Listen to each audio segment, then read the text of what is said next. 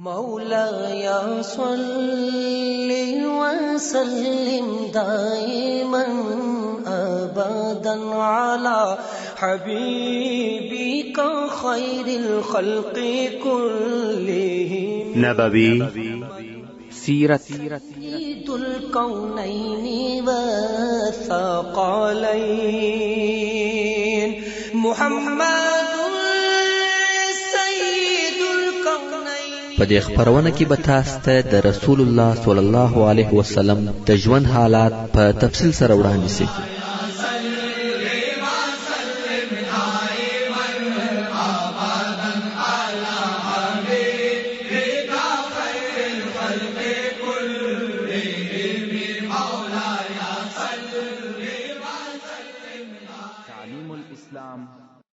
أعوذ بالله من الشيطان الرجيم. بسم الله الرحمن الرحيم. إن الحمد لله نحمده ونستعينه ونستغفره ونعوذ بالله من شرور أنفسنا وسيئات أعمالنا. من يهده الله فلا مضل له ومن يضلل فلا هادي له.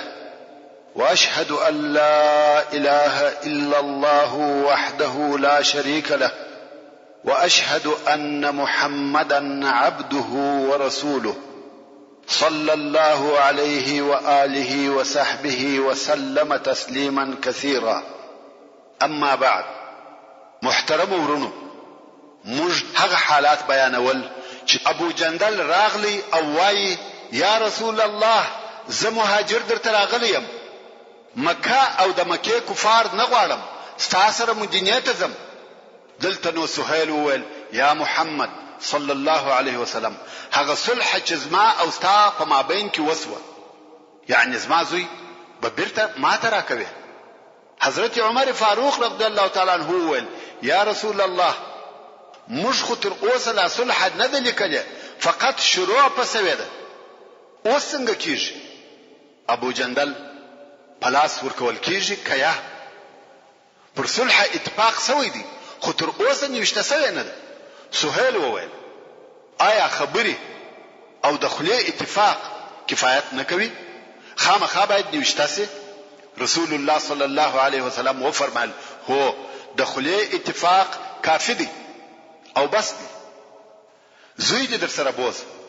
ابو جندل چې په هیڅ نه دی خبر، فقط مهاجر راغلی دی او اوس سهیل خپل زوی کشوي، غواړي چې هغه د کفارو لشکر ته ورولي چې دلته نږدې پروت دی او دوی د صلح د نیوشته کولو د پاره بیرته راسي.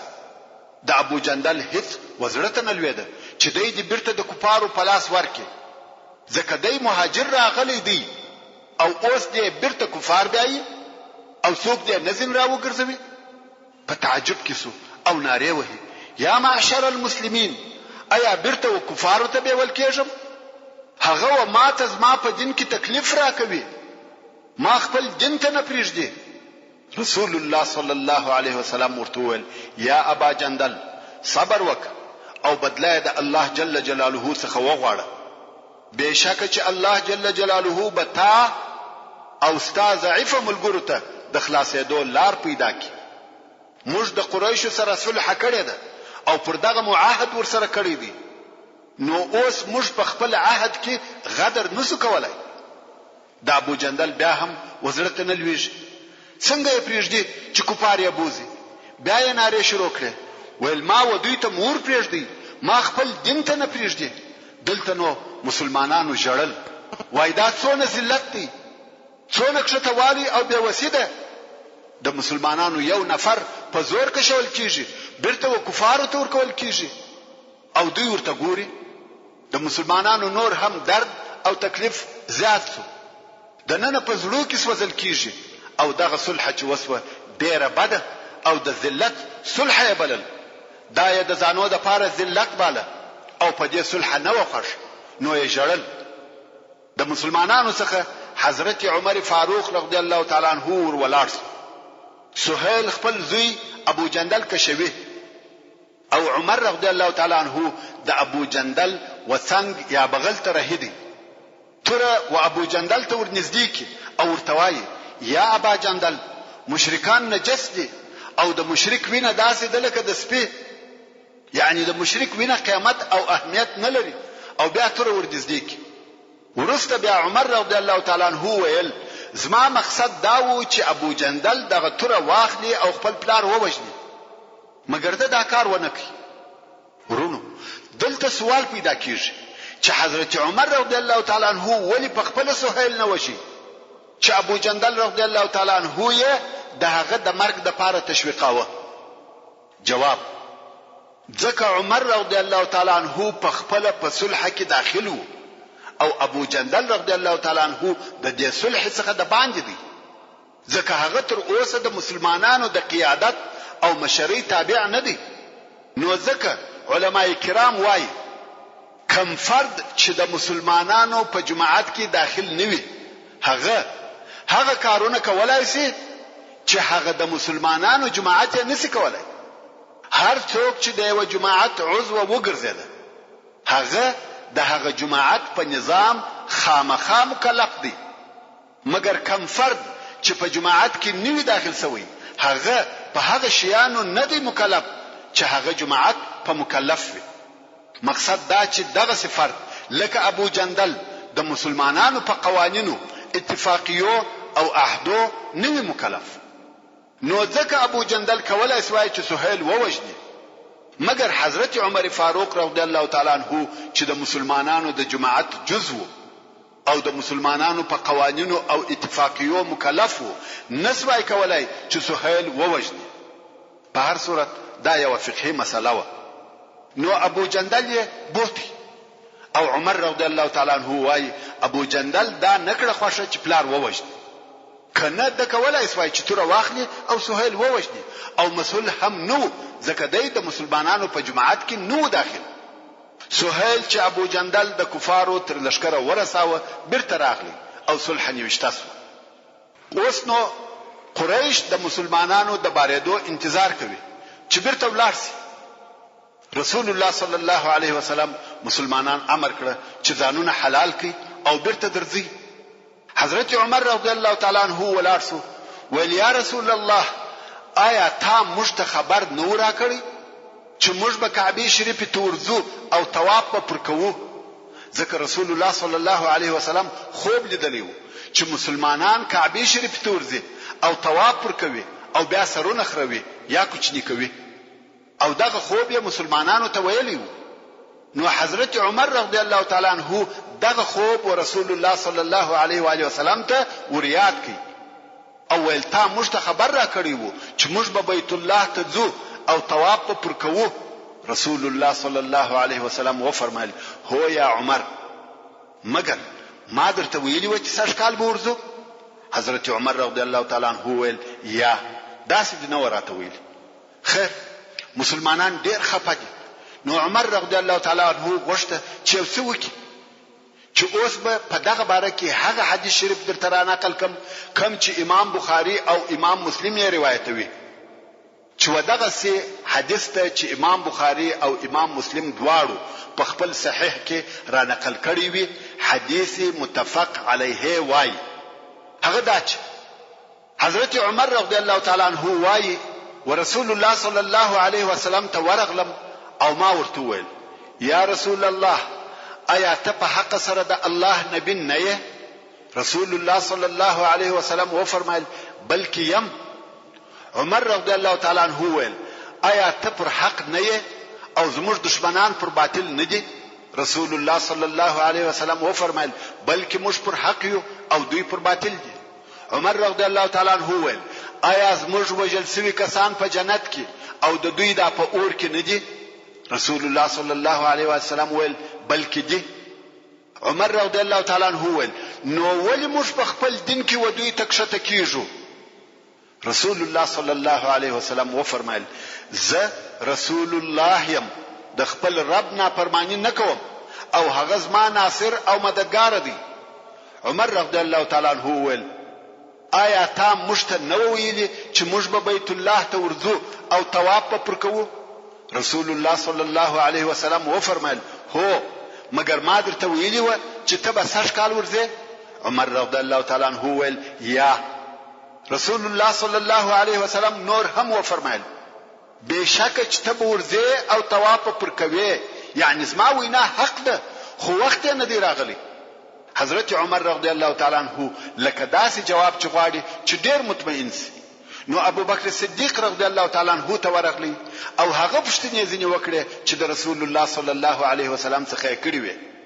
ابو بکر صدیق رضی الله تعالی عنہ چې واقعا صدیق وو داسې جواب یې ورکړي چې حضرت عمر رضی الله تعالی عنہ یې په چپ کړي ویل یا ابن الخطاب دا رسول الله دی د خپل رب نافرمانی نه کوي او الله یې هیڅ کله نه ضایع کوي. څه وخت نو تیر شوی چې سوره الفتح نازل شو. رسول الله صلی الله علیه وسلم عمر رضی الله تعالی عنہ وغوښتي او د سوره الفتح آیاتونه ورته تلاوت کړ. عمر رضی الله تعالی عنہ ویل یا رسول الله آیا دغه فتح ده؟ دا صلح یادول. آیا دغه صلح د حدیبیه فتح ده؟ رسول الله صلی الله علیه وسلم و فرمایل هو. نو د عمر رضی الله تعالی عنہ زړه خوشاله شو. رواه البخاری و مسلم. اوس چې خبره خلاصه او فیصله شوه، رسول الله صلی الله علیه وسلم اصحاب کرام امر کړ چې هدي حلال کړي، سرونه وخروي او احرام خلاص کړي. مگر د صحابه کرامو څخه یو هم نسو ولاړ. رسول الله صلی الله علیه وسلم په تعجب کې شو. د اول وار د پاره مسلمانان د علیه الصلاۃ والسلام نافرمانی کوي. رسول الله صلی الله علیه وسلم امر کړ چې ځانونه حلال کړي، یعنی د احرام د حالت څخه ووځي. مگر صحابه کرام یو هم نسو ولاړ. رسول الله صلی الله علیه وسلم بیا د احرام په خلاصېدو سره امر کړ، بیا هم یو نسو ولاړ. رسول الله صلی الله علیه وسلم دریم وار د سرو په خرولو د احرام په خلاصولو امر کړ، بیا هم یو نسو ولاړ. رسول الله صلی الله علیه وسلم دوی پریښول او خیمه ته ننوتی. او دا بیر ور سره ده چې د علیه الصلاۃ والسلام پر اصحابو د الله جل جلاله قهر او عذاب نسی نازل. څنګه چې د رسول الله صلی الله علیه وسلم سره په دغه سفر کې ام سلمہ رضی الله عنها ملګری و، وهغه ته وویل خلق زما د امر اطاعت و نکي او بیریږم چې د الله جل جلاله قهر او عذاب پر نازل نسی. ورونو ځینې وختونه د شذ سره داسې فکر او حل پیدا سي چې د نور سره هغه فکر او حل نه موجود. ام سلمہ رضی الله تعالی عنها ورته ویل یا رسول الله تور ووزه او هیڅ ته هیڅ موای، خپل هدي حلالک او سرخرون کوي راوغواړه چې ستا سر در وخروي. کوم وخت چې ستا اصحاب تا وویدي چې ځان دې د احرام څخه خلاص کړي، دوی ته هم بل متابعت بل شي نه پاتې کیږي. رسول الله صلی الله علیه وسلم هم د خیمه څخه راووتی و هیڅ ته هیڅ ونه ویل، خپل هدي حلال کړه او سرخرون کوي راوغشتي. د علیه الصلاۃ والسلام سر یې ور وخراو.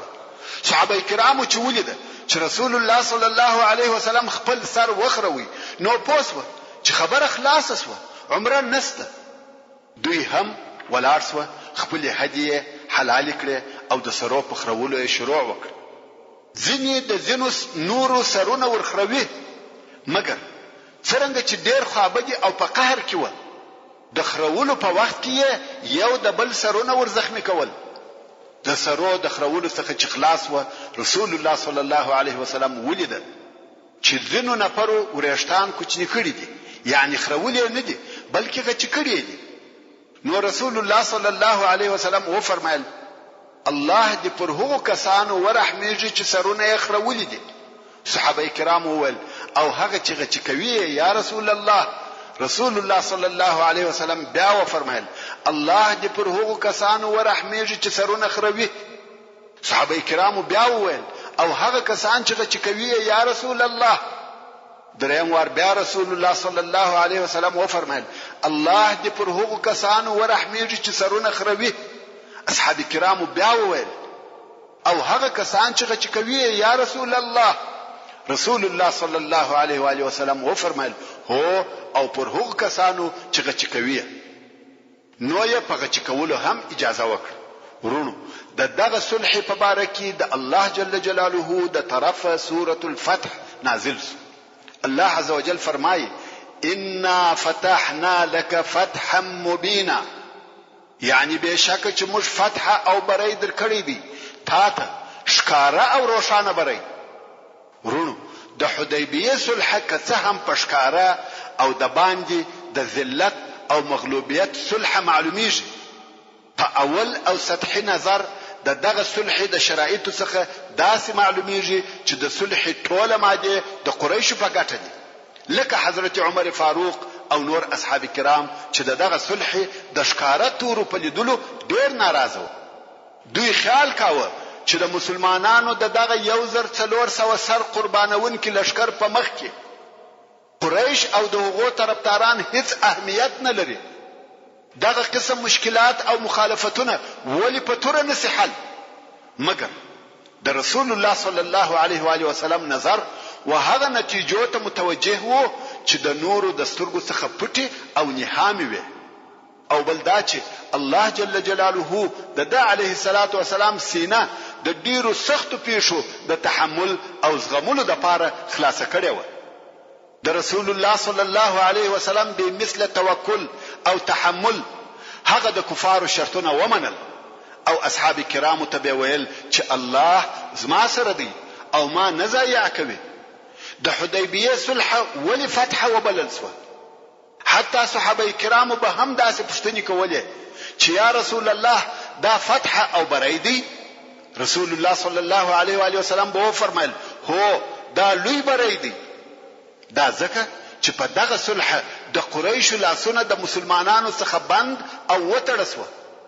مسلمانان و دعوت او خپل نور دشمنانو ته فارغ سو چې دغه په خپل د مکه مکرمه د فتح سبب سو.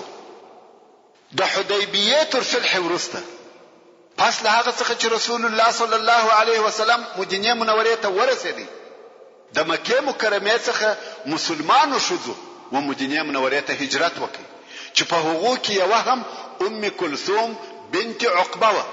عقبه خو پیژني، هغه لوی کافر چې د رسول الله صلی الله علیه وسلم پر شایه د سجدې په وخت کې د اوښ کلمې ورکړې شولې. نو دغه شوزو مشرک اقربا په دوی پسې راغله، ویل دغه شوزي باید د هغه عقد او عهد په سبب چې په حدیبیه کې وسو بیرته مشترک کول. رسول الله صلی الله علیه وسلم دغه د دوی غوښتنه نکړه قبوله، ځکه په معاهده کې دغه ماده داسې لیکل شوی و پر دې اتفاق وسو که زموږ څخه یو سړی وتا ته درغلی که څه هم ستا پر دین وي بیرته به مشترک وي. په معاهده کې لفظ د رجل یعنی سړی لیکل شوی و، نو په دغه ماده کې اساسا شذ داخلي نه وي. او په دغه باره کې د الله عز وجل دا قول هم نازل سو چې د سوره الممتحنه په 10 نمبر آیات کې فرمایي یا ایها الذين آمنوا اذا جاءكم المؤمنات مهاجرات فامتحنوهن الله اعلم بإيمانهن فإن علمتموهن مؤمنات فلا ترجعوهن إلى الكفار لا هن حل لهم ولا هم يحلون لهن. يعني اي مؤمنان کم وخت چې تاسو ته مؤمنې شذې په هجرت سره راسي نو تاسو دوی امتحان کړئ. الله د دوی په ایمان عالم دی، یعنی د زړه حال خو الله جل جلاله ته معلوم دی، مګر پښکارا او ظاهر سره تاسو د هغو شذو پوره تحقیق او معلومات کوي چې آیا دوی رښتیا هم د اسلام په سبب هجرت کړی دي، کومې دنیوي یا نفسانی ګټې خو به په نظر کې نیوي نیولې. او بیا که تاسو په دې پوس واست چې دوی مؤمنان دي بیا یې نو بیرته و کفارو ته پلاس مور کوي. نه دغه مؤمن شذې هغه کفارو ته حلال دي او نه هغه کافران دغه مؤمنو شذ ته حلال دي. نو رسول الله صلی الله علیه وسلم په دغه دوه سبب سره مؤمن مهاجر شذې بیرته د کفارو پلاس نور کوي، ځکه یو خود دوی په هغه عهد او معاهده کې نه داخلي او بل د الله جل جلاله صریح حکم. او دغه آیات شریف په آخره کې الله عز وجل فرمایي ولا تمسكوا بعصم الكوافر، او کافران شذې په خپل نکاح کې مسافي. نو مسلمانانو هغه خپل کافر ښځې د دغه آیات شریف په حکم سره طلاق کړې. حضرت عمر رضی الله تعالی عنہ په دغه ورځ خپل دوه مشرک ښځې طلاق کړې چې یوه معاویه په نکاح کړه او بل صفوان ابن امیه په نکاح کړه. ورونو اوس به د حدیبیه پر صلح او د هغه صلح پر مادو یو څه تفسیر وکړو یا په بل عبارت یو څه پر وجه کېږي. کومج د حدیبیه صلح او د هغه ماده په غور او دقت سره تر نظر وباسو او د هغو نتیجو ته متوجه سو. بلا شک دغه صلح د مسلمانانو د پاره لو او عظیمه فتح ده. ځکه تر دغه د مخه قریش د مسلمانانو په وجود هیڅ اقرار او اعتراف نکاوه، بلکې د دوی مقصد او هدف داو چې د مسلمانانو شان او شوکت، عزت او حیثیت د بین یوسي او د داسې ورځې په انتظار و چې په هغه کې د مسلمانانو انتها او ختمېدل وویني. قریش په خپل ټول قوت او طاقت سره د اسلامي دعوت او خلقو په مابین کې حائل او دیوال ګرځیده. هیڅ یې نه غوښته چې د اسلامي دعوت خبرې د خلقو تر غوږو پورې ورسیږي، ځکه په جزیره العرب کې دینی مشرتوب او دنیوي ریاست د دوی او اوس د دوی د طرفه فقط وصلح ته رجوع کول د مسلمانانو پر قوت اقرار او اعتراف او د دې دا معنا و چې قریش د دوی د مقابله څخه عاجز شو.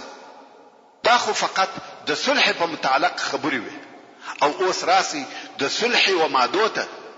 کومج د صلح څلورمه ماده تر نظر وباسو چې هغه داسو هر څوک یا هر قبیله چې وغواړي چې په دغه عهد او اتفاق کې د محمد صلی الله علیه وسلم او مسلمانانو په طرف کې داخل سي کولای سي، او هر څوک یا قبیله چې وغواړي چې د قریشو په طرف کې داخل سي کولای سي. د دې څخه داسې نتیجه راوځي چې قریشو هغه خپل دینی زعامت او دنیوي ریاست هیر کړ.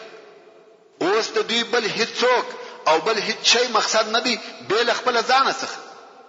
نور نو کټوله خلق او پاته جزیره العرب په اسلام کې داخل سي دا و قریش ته اهمیت نه لري او په دغه موضوع کې دوی په هیڅ قسم سره مداخله نه کوي. حال دا چې دغه قریش هغه کسان دي کبه یو څوک د هر ځای چې بوو او د هر قبیله څخه چې بوو مسلمان سو دوی به هغه باندې کاوه او واه او نن ورځ وایي موږ په هیڅ کار نه لرو. آیا دغه د قریش ناکامي نه ده او د مسلمانانو د پاره ښکارا فتح نه ده؟ تاسو په هیڅ هغه وینه بهون کې او وجون کې جنگونه چې د مسلمانانو او د دوی د دشمنانو په مابین کې کېده، په هغه جنگو کې د مسلمانانو مقصد د مالو اخیستل او د انسانانو وجل نو او نه مسلمانانو غوښته چې خپل دشمنان دي په زور سره مجبوره کې چې اسلام ته داخل شي، بلکې د هغو جنگو څخه د مسلمانانو یوازنی هدف داو چې وخلق ته دي په دین او عقیده کې پوره ازادي ورکول شي. که څوک غواړي چې مسلمان شي مسلمان دي شي، او که څوک غواړي چې پر خپل کفر پاتې شي پاتې دي شي. لکه څنګه چې الله جل جلاله د سورة الكهف په 29 نمبر آیات کې فرمایي فمن شاء فليؤمن ومن شاء فليكفر. خود خلق او د دوی د اراده په مابین کې به هیڅ بل قوت مداخله نه کوي. او اوس دغه څلورمه ماده په اساس دغه مقصد د ټولو جزئیات سره حاصل شو چې ممکن دغه مقصد په ډیرو کامیاب جنگو هم لاسته نه وای راغلی او مسلمانانو په دغه حریت او ازادي سره د دعوت په لار کې لویه کامیابی لاسته راوړه. تاسو په هیڅ چې د ټولو مسلمانانو شمیر تر دغه صلح د مخه تر 3000 نفر نه زیاتېدی، خو د 2 کلو په جریان کې د مکه مکرمه په فتح کې د مسلمانانو شمیر 10,000 نفر وو. او د صلح دوهمه ماده چې داسې لیکل شوی و دوهم دغه د جنگ او د دشمنی حالت چې د مسلمانانو او قریشو په مابین کې دی دا بدل سو کلو د پاره ختمیږي، یعنی 10 کاله به یو پر بل تعرض نکېږي. دا په خپل د مسلمانانو د ښکارا کامیابی دوهم جز سو، ځکه مسلمانانو اول په جنگ شروع نه کړي دغه جنگونه هم د قریشو د طرفه شروع شو، لکه څنګه چې الله جل جلاله د سورة التوبه په 14 نمبر آیات کې فرمایي وهم بدؤوکم اول مره. مگر هو هغه د مسلمانانو عسکري دورې ټوله د دې د پاره وی چې قریش د هغه غفلت څخه راويښ شي او د الله عز وجل د لارې څخه د خلقو منع کول پریږدي او د مسلمانانو سره په مساوات او برابرۍ ژوند وکړي. هر ډله د خپل هدف او مقصد د پاره مشغوله وي او اوس چې د لسو کلو د پاره جنگ پریښول شو، هغه د قریشو د طرفه د اسلام څخه د خلقو منع کول پای ته ورسېده چې دا په خپل د هغه چا د پاره چې اول یې جنگ شروع کړی وو ناکامي، ضعف او شکست دی. او هر څه چې د معاهده اوله ماده ده چې هغه داسې وو. رسول الله صلی الله علیه وسلم او مسلمانان به سږ کال بیرته ځي او مکه مکرمه ته به نه داخليږي او بیا پراتلونکي کال کې د مسلمانانو حق دی چې د عمره د پاره راسي او مکه مکرمه ته داخل شي. دا ماده د هغه څه د پاره انتهاس و چې قریشو مسلمانان د مسجد الحرام څخه منع کول، چې دا په خپل د قریشو د پاره ناکامي ده. شپږ کال کېږي چې مسلمانان د مسجد الحرام څخه منع و او اوس په دغه ماده کې د قریشو د پاره د زړه د شکېدو خبره داده چې مسلمانان یې فقط د یو کال د پاره د مسجد الحرام څخه منع کړ. اوس نو قریشو د دغه صلح په درو مادو کې مسلمانانو ته امتیاز ورکړي او د هغه په مقابل کې په یو ماده کې د ځان د پاره امتیاز واخیست چې هغه درېمه ماده و او داسې و هر څوک چې د قریشو څخه د خپل مشرانو به اجازه او مدینه منوره یا محمد صلی الله علیه وسلم ته مهاجر ورسي، محمد علیه الصلاة والسلام به بیرته هغه نفر و قریشو تور کوي. او که د قریشو څخه هر څوک مرتد سو د مدینه منوره څخه مکه مکرمه ته راغلی، هغه نفر بیرته مسلمانانو ته نور کول کیږي. دا د قریشو امتیاز دی. مگر تاسو و دغه امتیاز ته وګورئ، دا یو پوچ او بے فائدې امتیاز دی. په دې امتیاز کې داسې شی نشته چې هغه د مسلمانانو ته ضرر ورسوي. دا معلومه خبره ده. یو مسلمان چې ترڅو مسلمان هیڅ کله د الله رسول الله او د اسلام د شعار څخه نه تښتي، مگر هغه وخت بیا تښتي چې په ظاهر او په زړه کې مرتد سي. او که یو څوک په دغه اندازه مرتد سو، بیا نو مسلمانان به هغه ته ضرورت نه لري او دغه څه چا د اسلامي ټولنې څخه وتل تر دې ښه او بهتر دي چې هلته پاتې وي. او دا هغه مفهوم او مضمون دی چې رسول الله صلی الله علیه وسلم وهغه ته اشاره کړې ده.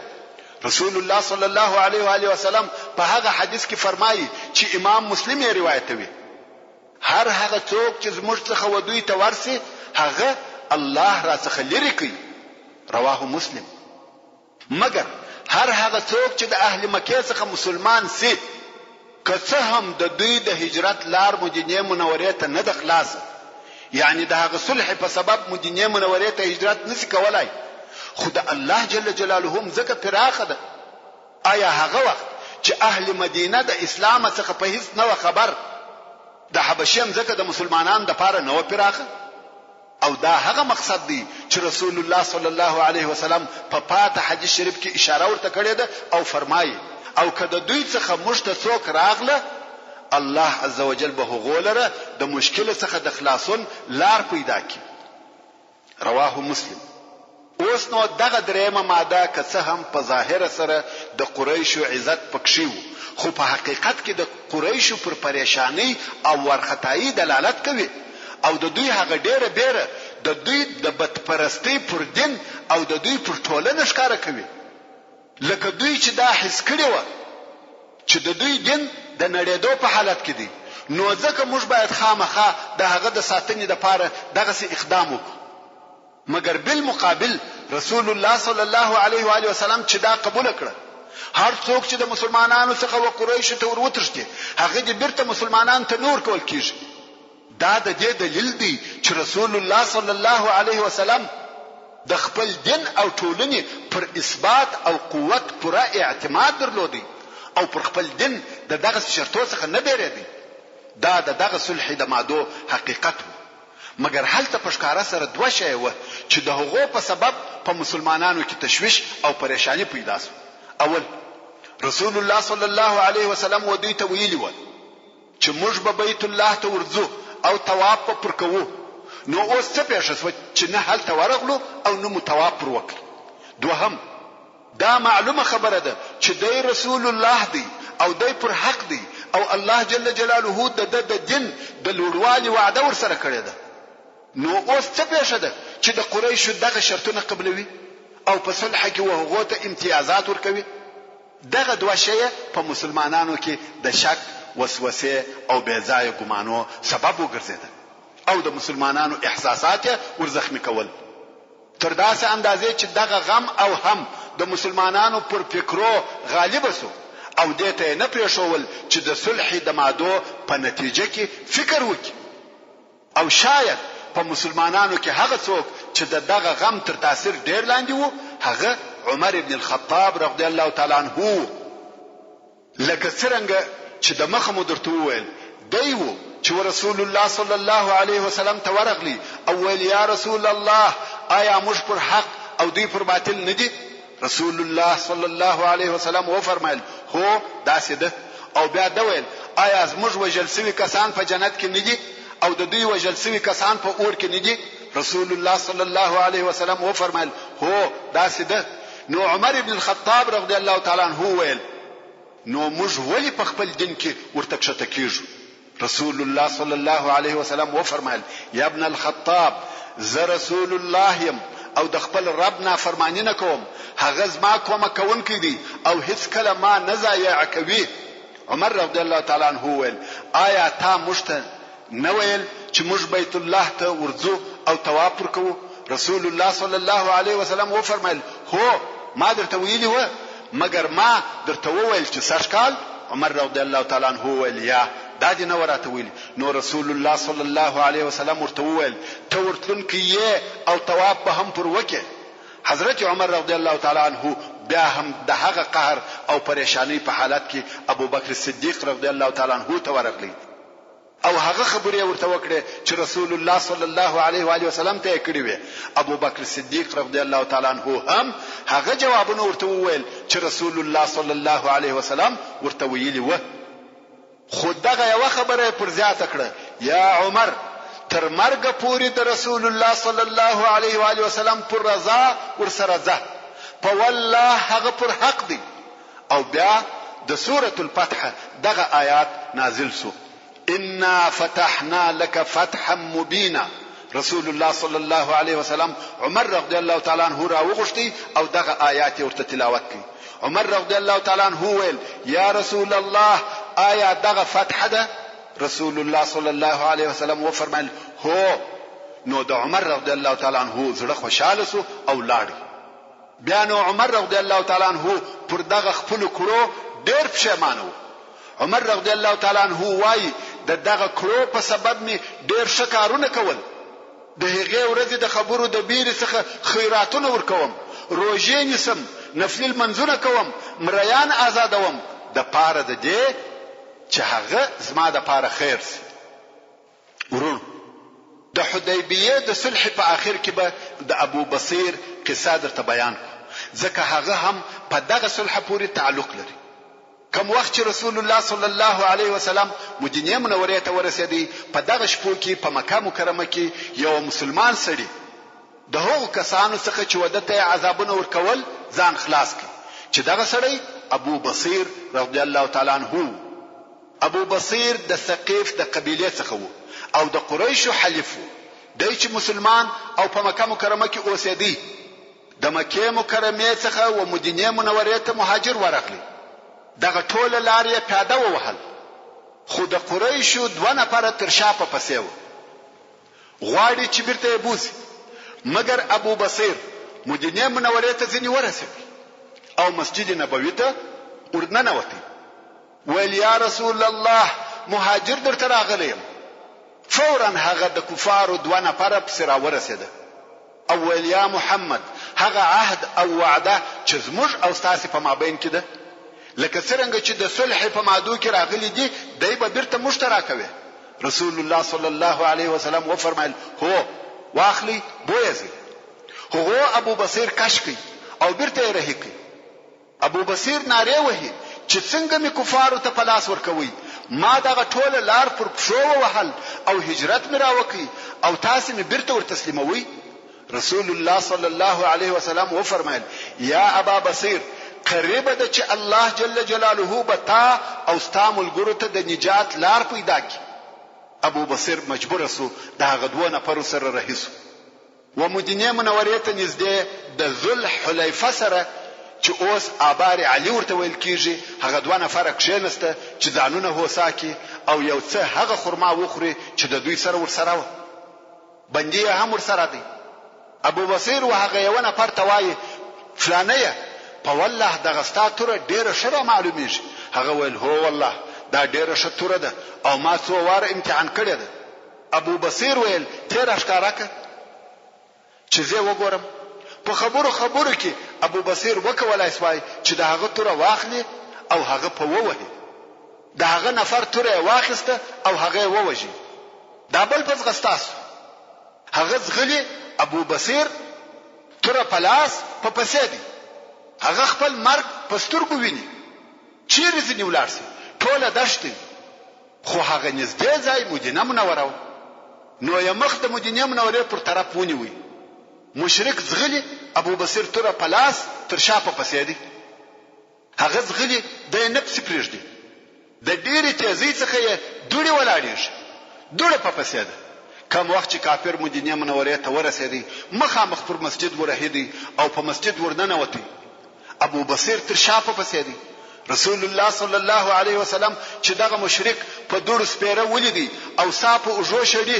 ویل دې سړي مرګ لیدلی دی خو سړي ناری کړه والله زما ملګری ووجل سو او اوس ما هم وشني ابو بصیر چې مسجد ته ور داخل سو ویل یا رسول الله الله جل جلاله استاد ما خلاص کړ تا زور تسلیم کړ او هغه عهد چې ستا او د دوی په مابین کې وو په هغه دی وفا وکړه او تا برته زه و دوی ته ورواستول هغه چې پر تا و هغه دی وکړه اوس ته په ما کار نه لري الله جل جلاله زه د دوی څخه خلاص کړم رسول الله صلی الله علیه وسلم وفرمایل هو ما پلاس ورکړه او تا ځان خلاص کړ هغه مشرک ویل یا محمد صلی الله علیه وسلم برته را تسلیم ک لکه څنګه چې وعده مو سره کړی ده رسول الله صلی الله علیه وسلم وفرمایل ما دا کار وکي خو ستاسو څخه برته ولاړی ما خپل ذمہ خلاص کړ کافر به جواب سو او ابو بصیر یې پریښاو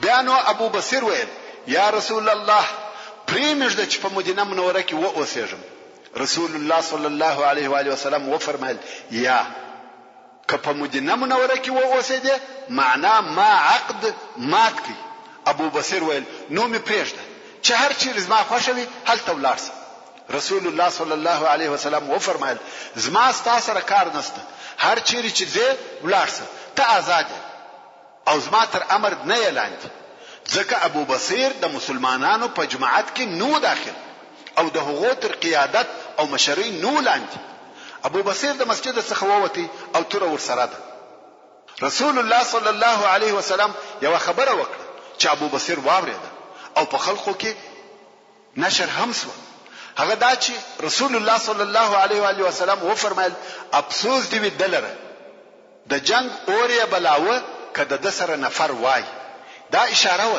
چې یا ابا بصیر د کفارو و تکلیف ورکولو ته دوام ورکړه ابو بصیر چې دا خبره واورېده نو مکه مکرمه ته نه ولاړی بلکې عیس ته ولاړی د عیس په باره کې مو د مخه یو څه بیان درته کړی دی چې وغرنی منطقه ده او په دغه غرو کې درختي او غارونه ډیر دي نو ابو بصیر دغه عیس ته ولاړی او هلته ژوند کوي دغه د خبر وهغه مسلمانانو ته ورسېدی چې په مکه مکرمه کې و او مدینه منورې ته هجرت نسوای کولای نو اول هغه څوک چې مکه مکرمه پریښول او هجرت وکړي هغه ابو جندل مګر مدینه منورې ته نه ولاړ ځکه دای په هدی چې برته می کوپارو ته پلاس ور کوي نو عیس ته ولاړ هغه عیس چې غرنی منطقه او غارونه پکښه دغه دوه نفره دلته ژوند کوي او کوم وخت چې د قریشو قافلې تیریږي پر هغو حمله هم کوي هغه نور مسلمانان چې په مکه مکرمه کې و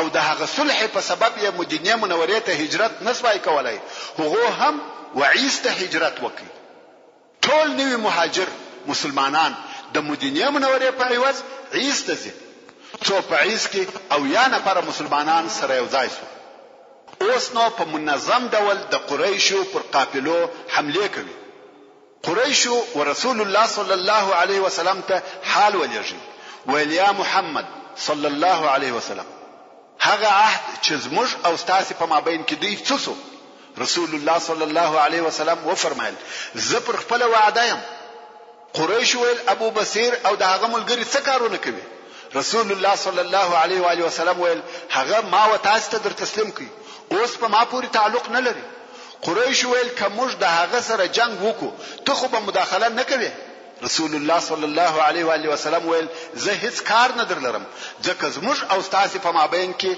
هغه عهد او اتفاق موجود دی نو قریش و عیس ته یو لشکر ولېږي چې د ابو بصیر او د هغه د ملګرو سره جنگ وکړي خو ابو بصیر د هغو و جنگ ته هیڅ نه راووتی غواړي چې هغه خپل چلیکي حملو ته دوام ورکړي جبهه‌ای جنگ نه کوي د قریش لشکر ورغلی او ډېر موده په انتظار ورته تیر کړه خو څوک د دوی د جنگ لپاره نه راووتی د قریش لشکر بیرته به نتیجه ولاړ مگر د قریش چې هر قافله تیریږي ابو بصیر رضی الله تعالی عنہ حمله پر کوي د قریش قافله بیا په خطر کې شوه او په فارغ ظلم نسی تیرېدلای اوس نور هغه کسان چې تر مدینه منورې او تر مکه مکرمه د باندې و اسلام ته داخليږي یعنی بیل قریشو نور هم هر څوک او په هر ځای کې چې نوې و اسلام ته داخل سي هغه فکر کوي چې زه ولی مدینه منورې ته ولاړم چې تر هغه عهد او اتفاق چې رسول الله صلی الله علیه وسلم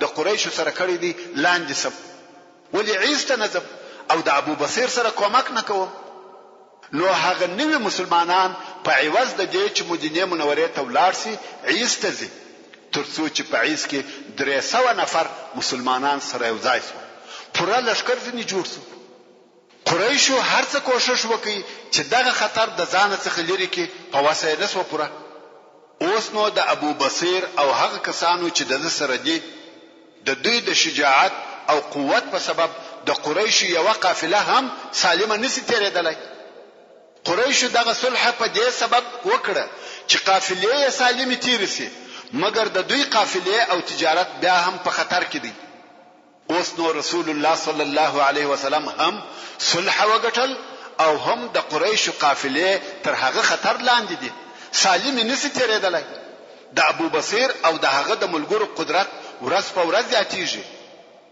یوازې دا نه چې پر قریشو تجارتي قافلې بند شوه بلکې د خوراکي شیانو قافلې هم پر بند شوه په خپل مکه مکرمه غذایی مواد نه لري او د باندې څخه پر قطع شوه چې په نتیجه کې په مکه مکرمه کې لوږه شروع شوه او کاختی جوړ شوه او قریش چې دغه خطر د لری کولو د پاره هر څه کوشش کوي بے فائدې دي نو قریشو د ابو سفیان په مشرۍ و مدینه منورې ته یو ډله ولېږل ویل یا محمد صلی الله علیه وسلم د الله روی مدر وړي دي رحم وکړه هغه شرط چې موږ د حدیبیه په صلح کې ایښی وو هغه نه غواړو ورونو قریش کم شرط نه غواړي هغه شرط چې د هغه په سبب مسلمانان ډیر خفا او ناراضه و هغه شرط چې مسلمانانو د ځان د پاره ذلت باله دا هغه شرط وو چې ویل د مکه مکرمه څخه کم مسلمان درسي هغه به بیرته راکوي اوس قریش وایي دغه شرط موږ نه غواړو هغه مهاجر خلق د ستاسره وي چې صلح وساتل سي او قافلې تیر سي رسول الله صلی الله علیه وسلم د رحم او مهرباني په سبب تر دغه شرط تیر سو دا هغه شرط وو چې مسلمانانو د کفارو په ګټه باله مګر په حقیقت کې هغه شرط د مسلمانانو په ګټه وو دا نو رسول الله صلی الله علیه وسلم او حضرت عمر رضی الله تعالی عنہ ته فرمایل ته وی چې دغه صلح څخه ناراضه وي او تا ویل دا زموږ په دین کې ذلت او کشتوالی دي تا ویل دغه صلح د کفارو په مصلحت ده اوس څنګه سو عمر رضی الله تعالی عنہ ویل یا رسول الله دا معلومه خبره ده چې ستاسو فکر او نظر خیر او برکت زما تر فکر او نظر ډیر دی دغه د حدیبیه صلح تر 2 کلو پورې دوام وکړي. که څه هم عهد د 10 کلو د پاره وو، خو 2 کاله وروسته دغه عهد او اتفاق د هغه تجاوز په سبب چې د بنو بکر قبیله د خزاعه پر قبیله وکي لغوه او مات شو، چې دا واقعه به د مکه مکرمه د فتح په قصه کې ان شاء الله درته بیان سي. اوس چې په دغه صلح سره د قریشو لاسونه وتړل شو او پر مسلمانانو حمله نسی کولای، نو مسلمانانو ته دا موقع برابر اسوه چې هغه دشمن ته متوجي سي کم چې احزاب یا د خندق د غزا د پاره کفار سره یو ځای کړي وو. د خندق د غزا د پاره چا کفار سره راټول کړه؟ د خیبر يهودو. دغه يهود و چې احزاب او ډلې په حرکت راوسته. نو کوم وخت چې رسول الله صلی الله علیه وسلم دغه صلح په واسطه قریش د میدان څخه وېسته، نو اوس کولای شي چې د يهودو سره بل مداخله څخه د قریشو مقابله وکړي، ځکه قریش د حدیبیه په صلح وتړل شو. ورونو تر دغه ځای پورې د حدیبیه د صلح واقعات و او د صلح نتیجه دا و چې رسول الله صلی الله علیه وسلم خپل عمره پریښول او بیرته مدینه منوره ته ولاړ، مګر د عمره په عوض د مسلمانانو د پاره صلح او آرامي ورسره یوړه چې دغه صلح په واسطه و اسلام او توحید ته د دعوت میدان پراخه او لوی شو. د اسلام مبلغین او دعوت کوونکي په آزاد ډول هر ځای ته تلای شوی او د الله جل جلاله د طرفه چې دغه صلح پر واقعه کومه تفسیره نازله شوه هغه په سوره الفتح کې ده او د سوره الفتح په معنا تر هغو نسو پوهېدلای چې د حدیبیه د صلح قصه نوی را معلومه. الله عز وجل فرمایي انا فتحنا لك فتحا مبینا، بشک چې موږ ته فتح او بری درکړی دی ښکارا او معلومدار فتح. ډېر مفسرین وایي چې دغه فتح په خپل د حدیبیه صلح ده، ځکه دغه بیغمی او قراری چې د قریشو او مسلمانانو په مابین کې پیښ شو. مسلمانان د قریشو د طرفه د اسلام و دعوت ته فارغ شو او اصلا دین مبین اسلام داسې دین دی چې څوک په خبرو او دلایلو نسی پر غالب کېدلی. هیڅ د اسلام واقعي مقابله په دلایلو سره نه ده کړې، بلکې همیشه د اسلام دشمنانو د زور څخه کار اخیستی دي. د اسلام دین په خپل غالب دی، ځکه دا دین د الله جل جلاله د طرفه دی. اسلام داسې دین دی چې د انسان د خلقت او فطرت سره موافق او برابر دی. اسلام د عقل او منطق سره برابر دی.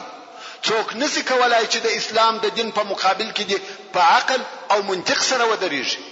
خو د اسلام او د خلقو په مابین کې دغه د قریشو پر لپسې حمله حاجز او دیوال وي. د قریشو دشمنی او بې ځایه اوازې وي چې خلک یې مسلمانانو ته نه پرېښول. محترم ورونو، زموږ د بحث پاتې حسابه ان شاء الله تعالی پراتونکو کې واوري. سبحان ربك رب العزة عما يصفون وسلام على المرسلين والحمد لله رب العالمين. حور العين تناديني فدعي. هر ځای او هر شیبه